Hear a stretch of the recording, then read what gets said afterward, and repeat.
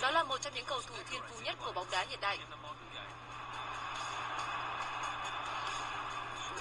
Đôi chân của anh ấy thật tuyệt vời, cơ thể anh ấy đã phát triển hết cỡ. Cậu ấy rất mạnh mẽ và nhanh nhẹn, không ai ở độ tuổi ấy thi đấu tốt như cậu ấy.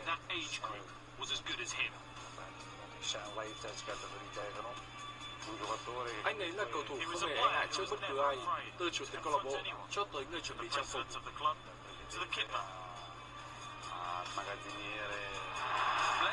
Được phú cho kỹ thuật và sự khôn ngoan để thích nghi với bất cứ tình huống nào.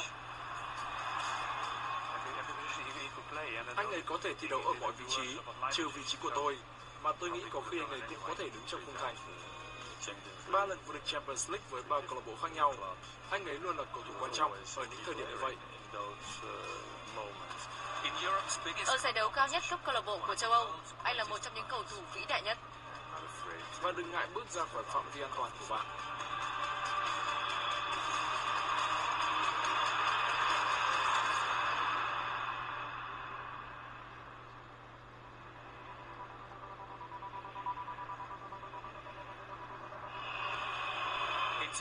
Năm 2003, AC Milan đánh bại Juventus sau loạt sút luân lưu để có được chiếc cúp C1 châu Âu thứ 6.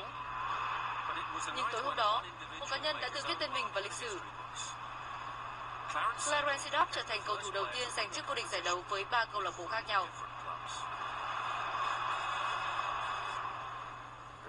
Tôi rất tự hào. Tôi biết rằng không ai có thể đạt được điều gì một mình, nhưng tôi tự hào với những đóng góp của mình trong các danh hiệu đó. Đó luôn là một hành trình, và mỗi chiếc cúp có một câu chuyện của riêng nó, những khó khăn của riêng nó trong suốt mùa giải. Vì thế tôi rất tự hào với thành tích này. Every cup has had its own story, its own difficulties, during the season. So I'm very proud of that achievement. Seedorf and his family were Surinamese immigrants who came Seedorf to và gia đình là người Suriname nhập cư vào Amsterdam năm 1979. Giống như rất nhiều người đi trước, tuổi thơ của cậu bé cũng dành trọn cho bóng đá. Tôi luôn chơi bóng trên đường phố, sau giờ học với những người lớn tuổi hơn. Vì thế, tôi phải chiến đấu quyết liệt, phải suy nghĩ nhanh chóng. Bạn biết đấy, đó là luật lệ ở đường phố.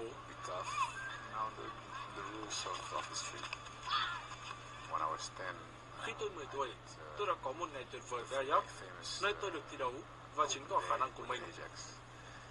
Tôi đã được lựa chọn, và bạn biết đấy, mọi thứ đã được khởi đầu ở Ajax.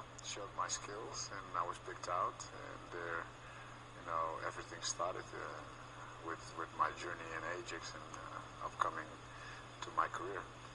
Đôi chân của anh ấy rất rắn chắc và cơ thể anh ấy đã phát triển hết cỡ. Anh ấy có vòng đùi không giống ai ở độ tuổi ấy, thậm chí là tôi khi 21 tuổi, không gì có thể so sánh. Tôi là một bức tranh hoàn chỉnh về vóc dáng và kỹ thuật của tôi cũng trên mức trung bình. Và tôi phải nói rằng các cầu thủ mà tôi chơi cùng như Clarence đều là những cầu thủ rất mạnh mẽ từ khi còn trẻ. And I have to say that the player that I played with, like Clivert, we all were quite strong already physically at a young age. Seedorf là một người phi thường. Năm 1992, khi mới 16 tuổi, 242 ngày, anh đã trở thành cầu thủ trẻ nhất có màn ra mắt chuyên nghiệp cho Ajax. Tôi nghĩ điều quan trọng nhất là họ đã trao cơ hội cho bạn học hỏi. Còn sau đó làm gì với cơ hội đó là việc của bạn. Tôi nghĩ triết lý chung của Ajax là chúng tôi trao cho các cầu thủ cơ hội, đặc biệt là các cầu thủ ở học viện. Chúng tôi thi đấu với một hệ thống xuyên suốt trong các câu lạc bộ, và đó là lý do nếu có những chấn thương hay các cầu thủ rời đi, luôn có những người sẵn sàng thay thế. Mọi thứ khởi đầu từ trận đấu đầu tiên đó, nhưng tôi không gợi lại được nhiều. Thật kỳ lạ, bởi khi đó bạn chỉ sống với thời điểm đó và không nhìn nhận được nhiều. Có rất nhiều thứ xảy đến, trận đấu ra mắt, giấc mơ thực sự trở thành hiện thực. Được chơi bóng cho đội 1 của Ajax ở tuổi 16, trở thành cầu thủ trẻ nhất làm được điều đó, một kỷ lục.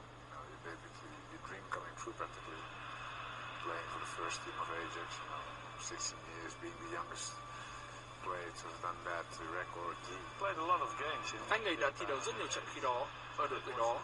Anh ấy học hỏi được rất nhiều điều ở trên sân tập với những cầu thủ tài năng xung quanh. Trong giai đoạn đó, Seedorf đã thấm nhuần triết lý bóng đá tổng lực của Ajax.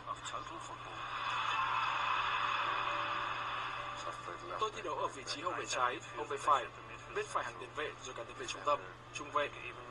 Tôi nghĩ có một trận đấu, anh ấy còn là tiền đạo. Anh ấy có thể thi đấu ở mọi vị trí trên sân, trừ vị trí của tôi. Nhưng tôi nghĩ anh ấy cũng có thể làm thủ môn nếu muốn. Điều đó giúp bạn thực sự thấu hiểu những gì các đồng đội suy nghĩ khi họ thi đấu ở vị trí đó. Bạn biết họ phải trải qua điều gì, họ nghĩ gì, hay họ cảm thấy như thế nào trong những tình huống cụ thể. Cậu ấy đến với tư cách một tiền đạo và muốn thi đấu ở tuyến trên. Nhưng ở Ajax, chúng tôi không làm vậy. Chúng tôi thấy cậu ấy có những phẩm chất khác. Và với cách cậu ấy xây dựng thể lực, chúng tôi nghĩ cậu ấy có thể là một hậu vệ.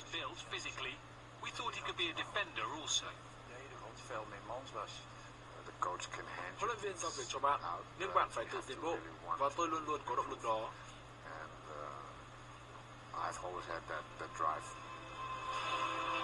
Quyết tâm đó đã giúp đội bóng tài năng của Louis van Gaal giành 2 chức vô địch quốc gia Hà Lan liên tiếp trong giai đoạn giữa thập niên 90. Vào năm 1995, Ajax lọt vào trận chung kết Champions League. Họ gặp AC Milan ở Viên.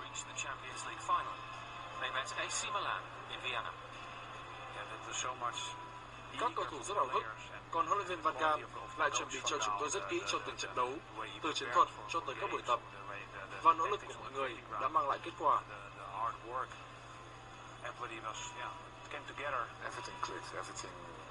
Mọi thứ rất nhịp nhàng, tất cả đến rất đúng lúc, đúng chỗ, mọi thứ đều đúng đắn. Chúng tôi có động lực lớn và tất nhiên là cả tài năng tuyệt vời.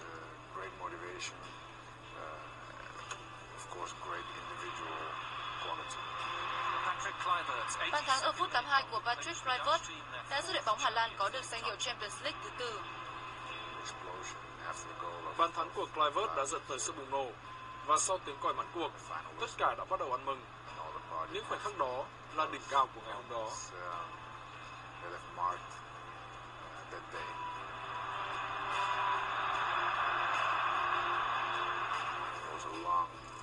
Tôi nhớ đã rất lâu rồi, Ajax không thể giành chức vô địch Champions League, và các cổ động viên đã sướng phát điên khi chúng tôi trở lại. Amsterdam chỉ là một trong những lễ hội lớn. Tất cả mọi người, ở khắp nơi, 1 triệu người ở quảng trường Museum Plain, thật phi thường.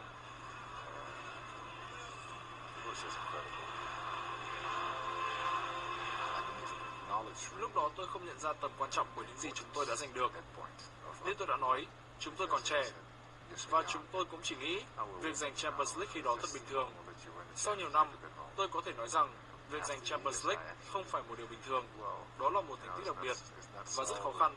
Vì thế, tôi bắt đầu đánh giá cao những gì tôi làm được với Ajax.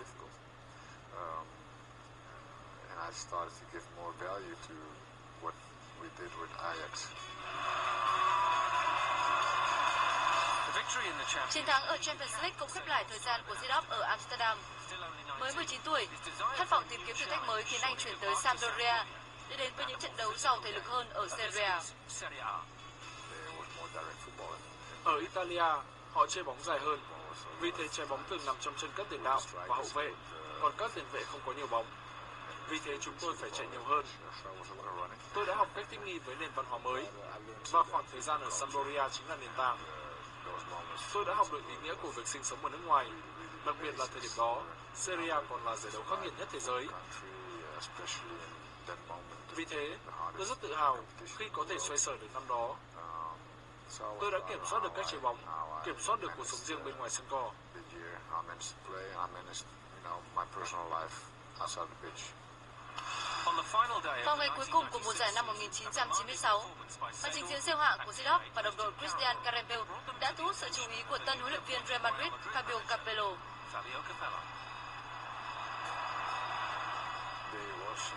Bạn biết đấy, Capello đứng đó, cách tôi và Clarence 15 mét. Chúng tôi chuẩn bị rời sân cùng nhau, và ông ấy gọi chúng tôi lại và bảo, lại đây, các cậu có muốn cùng tôi tới Real Madrid không? Tôi nhìn quanh và hỏi, ông đang nói chuyện với tôi à? Tôi nói, chờ một chút, tôi sẽ đến lấy hành lý.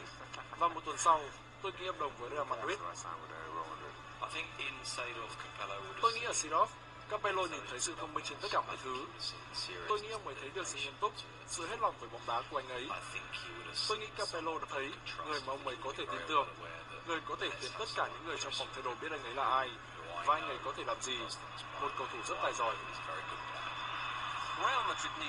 Real Madrid cần được vực dậy. Capello đã thay đổi hệ thống của họ. Ông muốn chơi với 3 cầu thủ tấn công và sử dụng Seedorf ở vị trí trung tâm hàng tiền vệ. Trên tất cả, anh ấy biết anh ấy đang làm gì. Khả năng ra quyết định của anh ấy thật siêu hạng. Tôi nghĩ anh ấy hiểu rõ các trận đấu. Mọi người nhìn vào anh ấy và thấy một chàng trai mạnh mẽ, người có thể ghi những bàn thắng ngoạn mục. Một cầu thủ rất kỷ luật, nhưng đôi khi mọi người không nhìn thấy rằng chàng trai đó có thể kiểm soát trận đấu hoàn toàn. 8 hay 9 cầu thủ trong đội hình là mới và chúng tôi cần một công thức đặc biệt. Chúng tôi tới sân tập và mọi thứ cuốn đi liên tục. Capello đã làm một công việc tuyệt vời, nhưng bạn cũng cần cả một chút may mắn nữa. Đội bóng có rất nhiều cá tính lớn, khát khao thành công và chúng tôi đã giành chức vô địch quốc gia trước một đối thủ rất mạnh là Barcelona. Vì thế, các Madridista bắt đầu tin vào những điều đặc biệt có thể xảy ra ở mùa giải tiếp theo.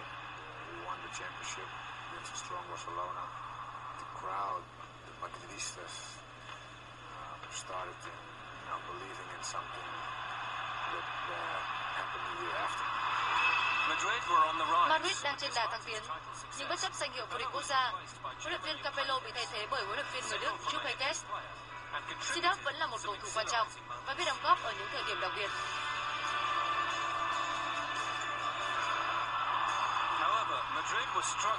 Tuy nhiên, Madrid lại gặp khó khăn ở đấu trường quốc nội. Dù vậy, ở Champions League lại là một câu chuyện hoàn toàn khác. Mỗi khi chúng tôi bước vào một trận đấu tại Champions League, chúng tôi lại ngồi cùng nhau trong phòng trước trận đấu, chỉ nhìn vào mắt nhau và nói với nhau rằng ngày mai sẽ là một cơ hội để gỡ gạc lại cho một giải tệ hại mà chúng ta đã có. Tinh thần của cả đội rất tuyệt vời. Từng bước, từng vòng đấu của Champions League được bỏ lại phía sau và niềm tin ngày một tăng lên khi họ bắt đầu nghĩ rằng một điều gì đó có thể thực sự diễn ra. Madrid vượt qua Borussia Dortmund ở vòng bán kết để lọt vào trận chung kết gặp Juventus. Một trận đấu căng thẳng được định đoạt với bàn thắng trong hiệp 2 của Predrag Mijatovic. Niềm vui cho Madrid và danh hiệu Champions League thứ 2 cho Clarence Seedorf. Chúng tôi có thể thẳng tiến tại Champions League và cuối cùng sau 33 năm, chúng tôi đã mang chiếc vô địch trở lại phòng truyền thống của câu lạc bộ và đó là một bữa tiệc tuyệt vời.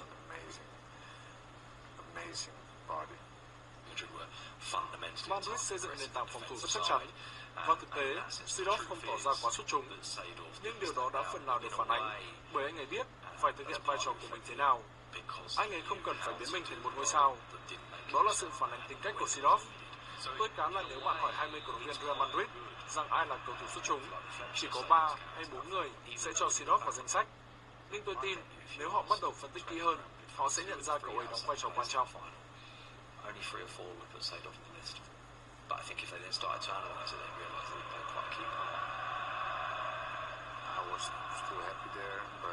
Tôi vẫn hạnh phúc ở đó, nhưng tôi có một vấn đề với chủ tịch và tôi cảm thấy mình cần phải giữ vững lập trường của mình và ra đi.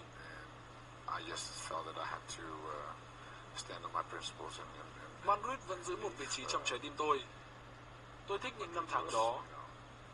Nhưng khi tôi nhận được cuộc gọi của Marcelo Lippi, người đã nói với tôi rằng tôi sẽ được chơi phía sau ViE và Ronaldo, tôi đã nói rằng đó có vẻ là một dự án thú vị.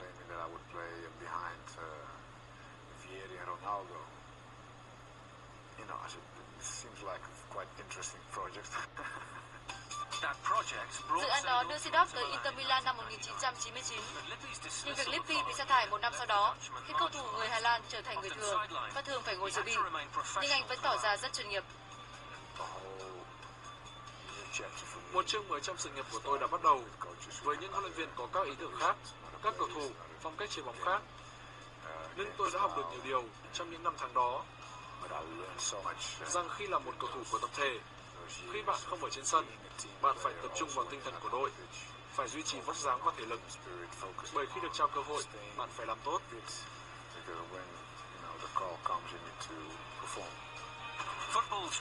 Sự thù địch tự nhiên của bóng đá khiến việc di chuyển giữa những đội bóng cùng thành phố là rất khó khăn.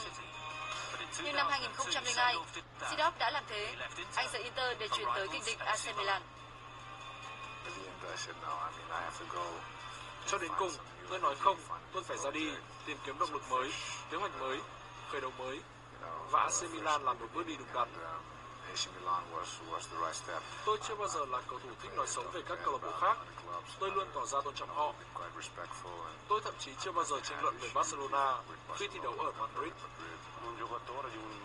Anh ấy là một cầu thủ có sức hút lớn, một cầu thủ mà sự hiện diện của anh ấy được thể hiện rõ trong phòng thay đồ và trên sân cỏ. Ảnh hưởng của anh ấy có thể được cảm nhận theo nhiều cách.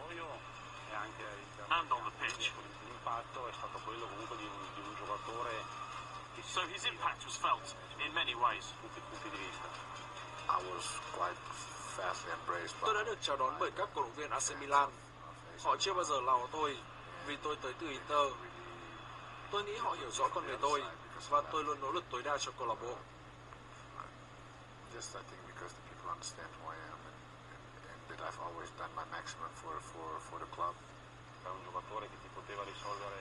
Anh ấy có thể xoay chuyển trận đấu bằng chính khả năng của mình, qua người, dứt điểm từ ngoài vòng cấm, một quả tạt không thể đoán trước. Anh ấy thực sự là nỗi ám ảnh cho các đối thủ.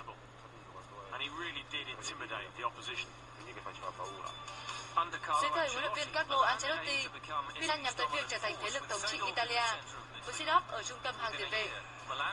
Trong chưa đầy một năm, Milan lọt vào trận chung kết Champions League. Và lúc này, Seedorf biết chính xác mình cần phải làm gì. Bạn ý thức rõ về những bước đi cần làm. Bạn ý thức rõ cách thi đấu các trận đấu.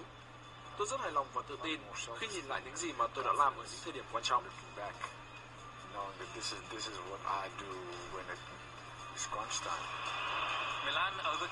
Milan vượt qua Juventus sau khi Andriy Shevchenko thực hiện thành công quả luân lưu quyết định. Với Seedorf, đây là một cột mốc đáng nhớ. 3 trận chung kết với 3 câu lạc bộ khác nhau và chung một kết quả là chiến thắng. Seedorf đã làm nên lịch sử của Champions League. Anh đã tạo nên kỷ lục, cầu thủ đầu tiên 3 lần vô địch Champions League với 3 câu lạc bộ khác nhau. Điều đó có ý nghĩa thế nào với anh? Clarence, đây là thành tích ấn tượng. Chúng tôi muốn nghe suy nghĩ của anh. Hàng triệu người đang theo dõi. Liệu anh có thể chia sẻ gì không?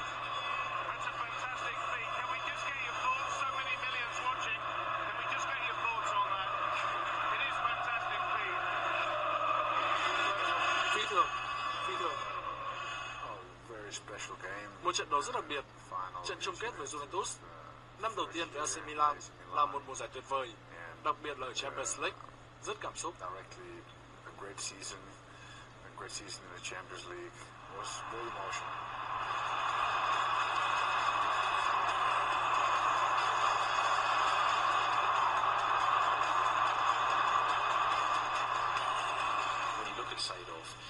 Khi bạn nhìn vào Seedorf, chỉ có một cách lý giải điều này.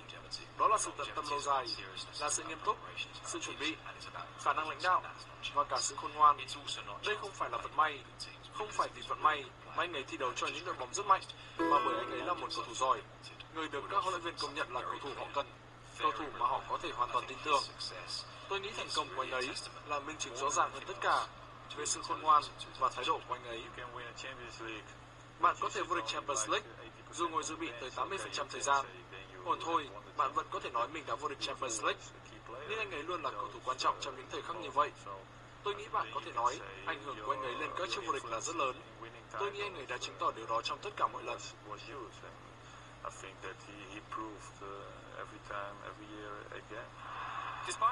Bất chấp thành công rực rỡ ở câu lạc bộ, Seedorf vẫn là một điều bí ẩn ở cấp đội tuyển. 87 lần ra sân nhưng vẫn có cảm giác chưa toàn vẹn. experience with the Dutch Trải national nghiệm của team tôi với đội tuyển quốc gia Hà Lan là mối quan hệ điên rồ, một công việc chưa bao giờ hoàn tất. that never finished business actually. Tôi đã nghe về những huấn luyện viên ngoài Ajax, những người có vấn đề với anh ấy.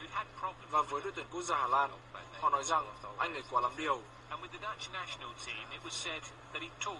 Đó rõ ràng là vấn đề lớn nhất của anh ấy. Khi thi đấu cho đội tuyển quốc gia Hà Lan, anh ấy lẽ ra phải được thi đấu nhiều hơn, cống hiến nhiều hơn.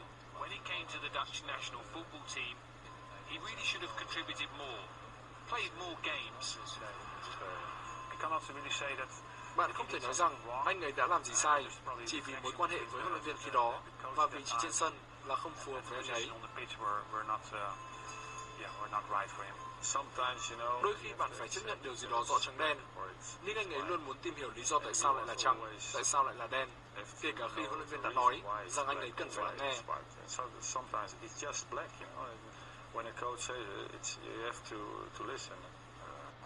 Tôi bỏ lỡ 2 kỳ World Cup và một Euro.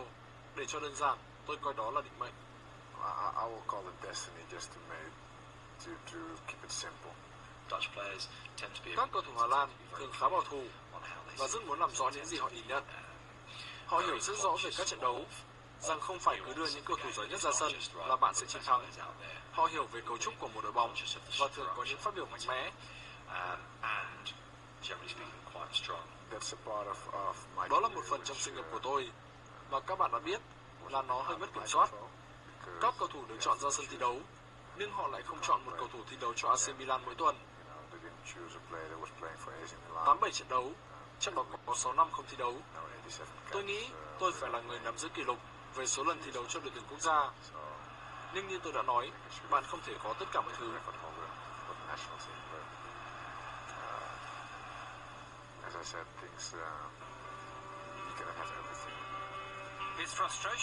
Sự thất vọng cùng đội tuyển quốc gia trái ngược với thành công ở câu lạc bộ. Mùa giải 2003-2004, hàng tiền vệ với Seedorf, Gattuso và Pirlo là không thể xâm phạm. Kết hợp với hàng công sắc bén, Milan đã có danh hiệu vô địch quốc gia đầu tiên sau 5 năm. Họ vẫn không nghỉ ngơi trên con đường chinh phục các danh hiệu. Năm 2004, Seedorf ghi bàn thắng duy nhất trong trận đấu mở màn Champions League gặp Shakhtar Donetsk và thi đấu tất cả các trận đấu trên con đường lọt vào chung kết gặp Liverpool ở Istanbul.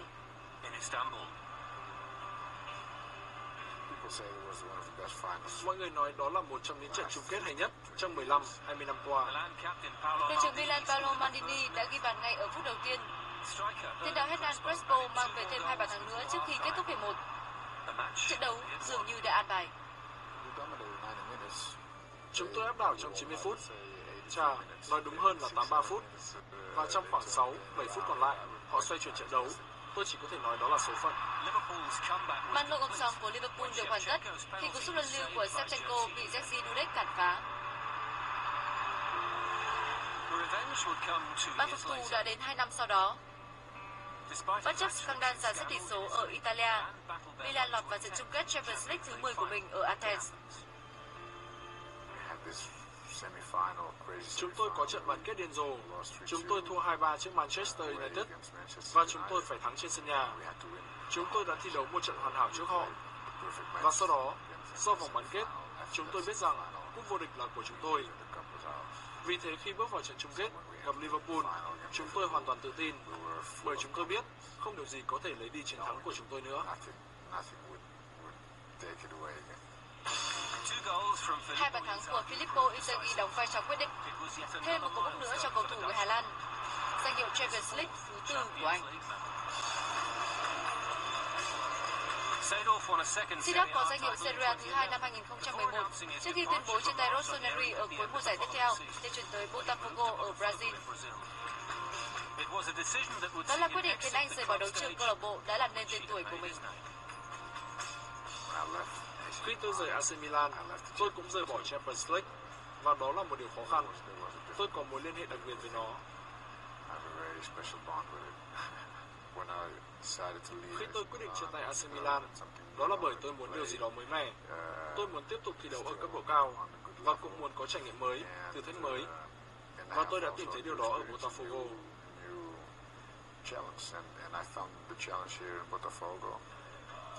Hành trình tại Brazil của Seedorf kết thúc vào tháng 1 năm 2014. Anh tuyên bố giải nghệ và trở thành huấn luyện viên của AC Milan. Nhưng sự nghiệp thi đấu của anh sẽ còn sống mãi, một trong những cầu thủ thành công nhất thế hệ mình và cũng là một trong những người tài năng nhất.